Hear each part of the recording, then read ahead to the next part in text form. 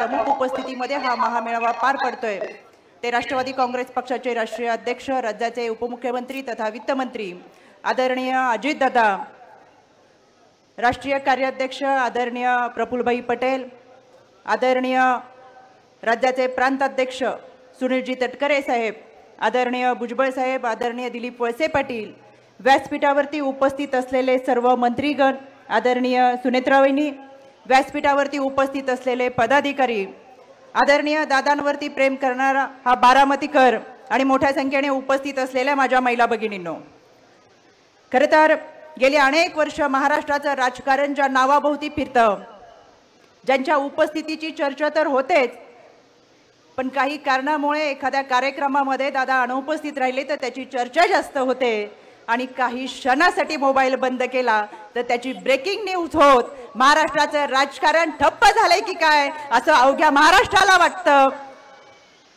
ज्यांच्या बारामतीचा पॅटर्नचं उदाहरण हे निवडणुकीच्या रणधुमाळीमध्ये दिलं जातं आणि निवडणुकीमध्ये उभा राहिलेला उमेदवार हा मतदारांना आश्वासन देतो की तुम्ही मला मत द्या, मी तालुक्याची बारामती करून दाखवेल, असं बारामती आणि अजितदादा समीकरण असलेल्या या बारामतीपासून जनसन्मान महामेळाव्याची सुरुवात होतीये। आपल्या सगळ्यांचं मी मनापासून स्वागत करते।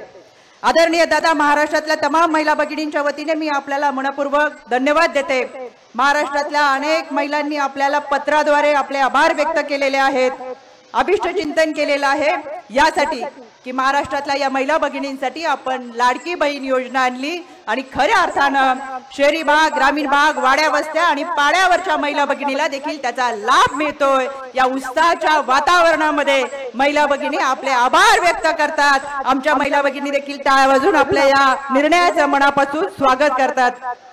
दादा, आपण अर्थसंकल्पातून महाराष्ट्रातल्या युवक, कष्टकरी, कामगार, शेतकरी यांना भरभरून योगदान दिलं, पण सर्वाधिक जे काही दिलं ते तुम्ही आमच्या मातृशक्तीला दिलं।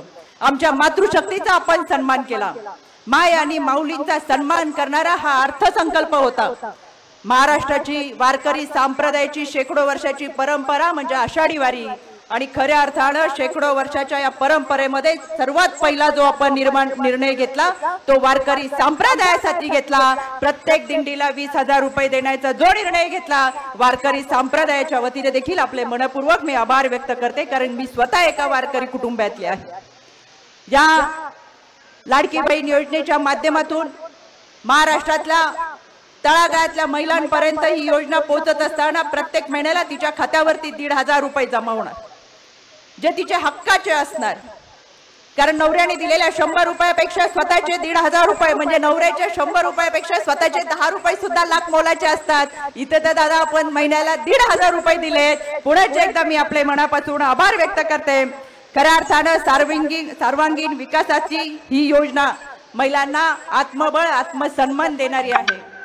त्याचबरोबर लेक लाडकी योजना असेल, मुलीच्या जन्मापासून ती 18 वर्षाची होईपर्यंत शैक्षणिक आयुष्यामध्ये तिला आर्थिक सुबत्ता देण्याचं काम या लेक लाडकी योजनेच्या माध्यमातून केलेलं आहे।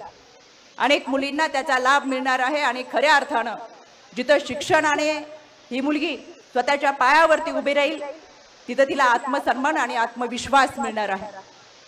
आमच्या महिला भगिनींना दिलेली अन्नपूर्णा योजना असेल म्हणजे वर्षभराला 3 सिलेंडर आम्हाला मोफत मिळणार आहेत।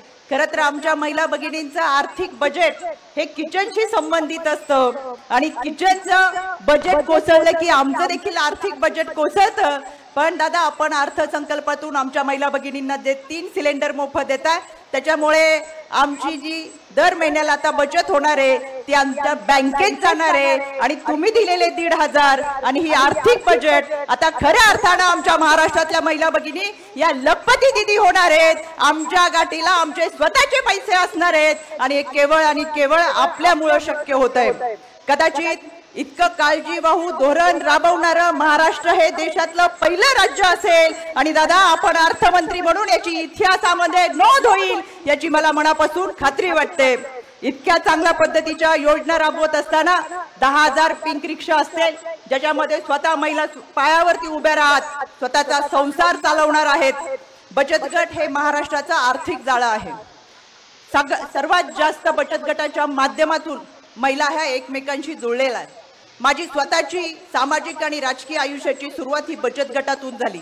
एका बचत गटाचे अध्यक्ष म्हणून सुरू झालेला माझा प्रवास आपल्या सगळ्यांच्या आशीर्वादाने राज्य महिला आयोगाचे अध्यक्ष म्हणून इथपर्यंत पोहोचला.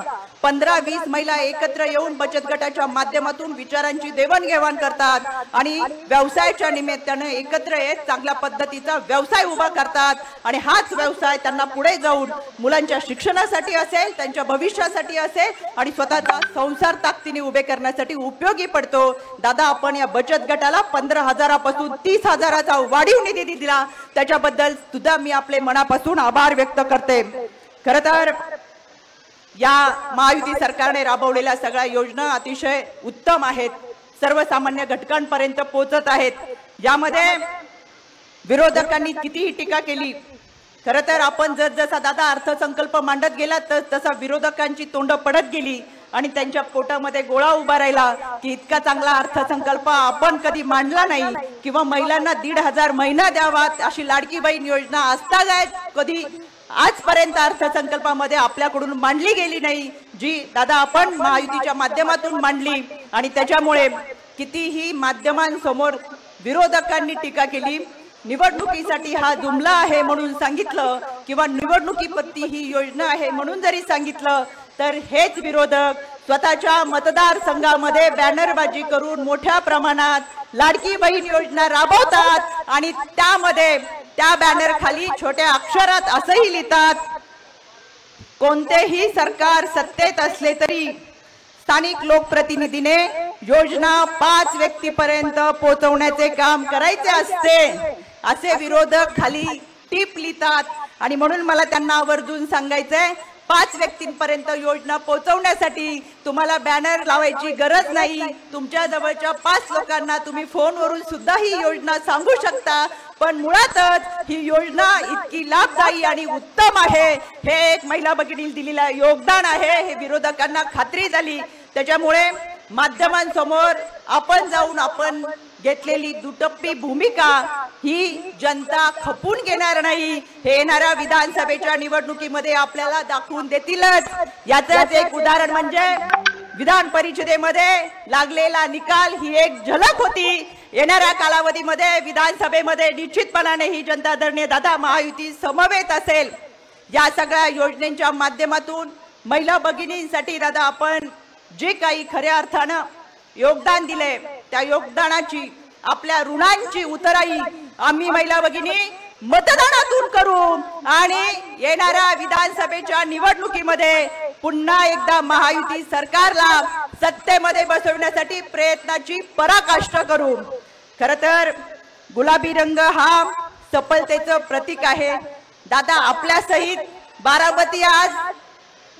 बारामती आज गुलाबी रंगामध्ये आहे आणि या सफलतेची सुरुवात विधान परिषदेच्या निकालापासून झालेली आहे.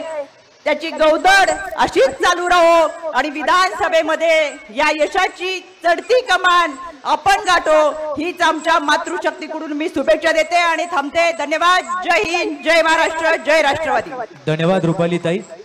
माता भगिनींच्या आत्मसन्मानाचा अर्थसंकल्प आदरणीय दादा आपण या महाराष्ट्राला दिला.